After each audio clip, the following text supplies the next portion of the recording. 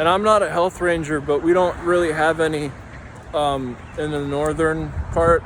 Down south in like Texas, they have stuff called like health rangers. And if there was one, or if I was one, I would probably dispose of this medicine into the garbage disposal, because that's what a health ranger would probably be doing.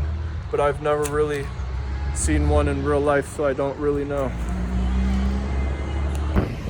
These are all calibrations of different aptitudes, but what's kind of more eerie is like, there was this one girl in my high school, and her name was Maddie Schrader, and she became a hairstylist.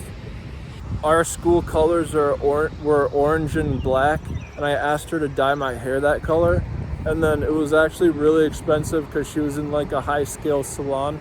And then I didn't have enough money. I said, the rest of the money's in my car, I have to go back. And she's like, I trust you. And I came back and I gave her the rest of the money.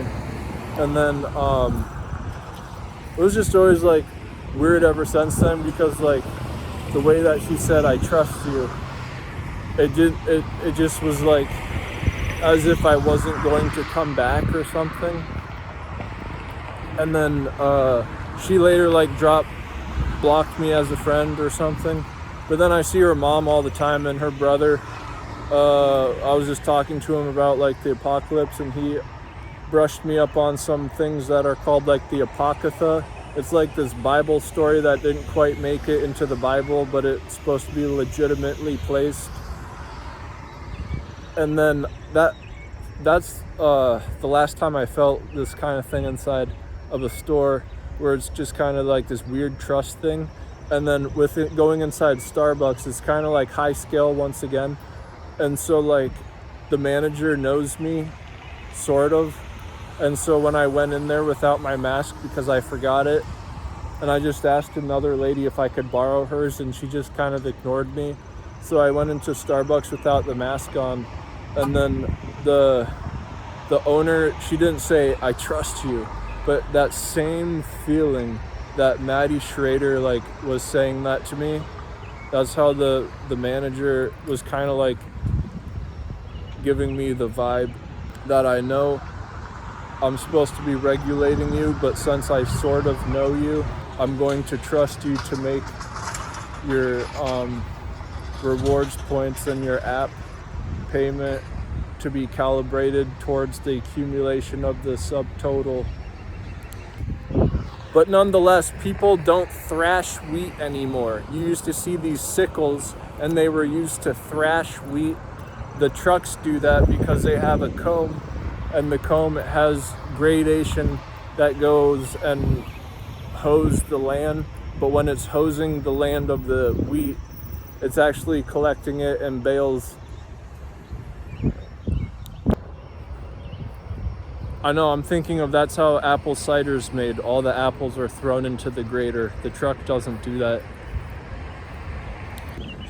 So when the parents say don't pick stuff off the ground and don't take candy from a stranger, if a kid went ahead and picked that off the ground, it very well could have been, no, it has to have been from a stranger, because to that kid, they don't know how it got there, or to anyone. So technically, you can't say the stranger gave it to them, but that wasn't mentioned in the first place. So you're allowed to assume, since the kid sees it as a foreign object, it must have gotten there from a stranger.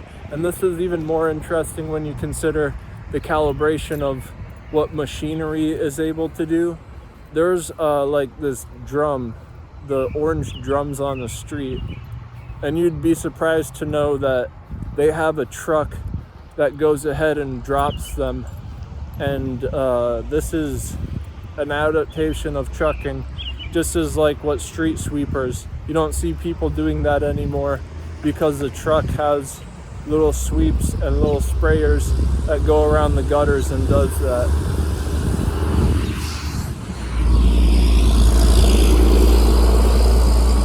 Another thing is, this all stemmed from apples, essentially, is what, like, tractors are able to go around and they like pluck out the apples from the grader, and they have these little graders. And you might ask, why would you be wanting to do this sort of thing? Well, it allows the branches to be able to be spoken as of being together on a trunk. That trunk could be the reality of the situation. So now you're able to look at the tree with all the branches in it when you're able to understand tensors. And so when this gets even more interesting, because you can relate raw data that you wouldn't think is the same but actually is. So one thing that people can do is look at how many atoms are in the entire universe, and then show how much particles do computations, because they're all prone to kinematics, or just, like rubbing together and bouncing and hitting each other. And so what that does is ostensibly correlate to bits of data. These are called qubits. So we're almost here. The universe has a certain amount of atoms, and they're all doing their computations, and that can be correlated to a certain RAM of a supercomputer. This is a real actual way of looking at an entire amount of the universe, because there's only a certain amount of matter that was made in the Big Bang, that you can look at the entire thing as just one computer as a computation of a certain amount of RAM inside of the computer. The RAM is, of course, what would be utilizing the information, because when you go ahead and log on to a computer, you're actually doing that in order to utilize the information. And in the Olympics, there's the different countries, and they're all always having the gymnastics. Damn, look how easy this gets out. So with tensors, you can explain things that normal numbers have a harder time doing, because it's more fluent. Something like a Ricci tensor. You could say, like, all of these flowers, you can subtract how many fall off. This goes back to like the kindergarten math, where they say, how many apples do I have if I start with 10 and I take away 2 apples? And then all the kids count on their fingers, 10, 9, 8, 7. So like, how many flowers are left in here if I start with this many? What the tensors are able to do, it's able to like show you like angles.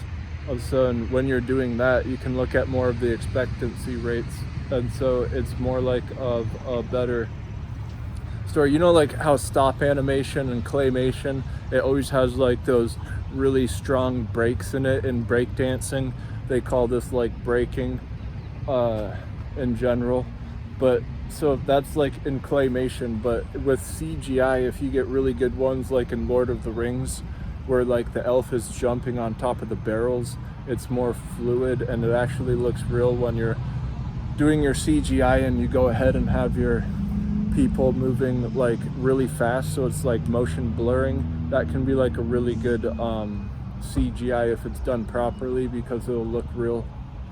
So when Legolas is go ahead and jumping on the barrels to get away from the orcs down the river, that would be the example of what a tensor does in comparison to like how adding and subtracting would be to like how a claymation would be explained if you're looking at cinematics. And when I was just paying, I was using my app, and then I was also using my rewards points, and I went ahead and I got the ability to not use as much cash, because I was using the first two in accumulation towards the total. It's like, I can't tell you how many things are actually used in calibration. When you're talking about, there's like percentages, but then there's numbers. If you want to talk about like vectors and tensors, that's just a different orchestration of a calibration. So you're gonna go ahead and have yourself the raw numbers, when they say look at the raw data, that's as pure as it can get, because there's a whole branch of math called pure mathematics, and I can bet you that they're specifically generalizing numbers when they're orienting their discussion of that branch. Hashtag discuss a branch. Does parasites view you as a walking incinerator? In the Bible, people went into the incinerator and they didn't get incinerated because they believed in God.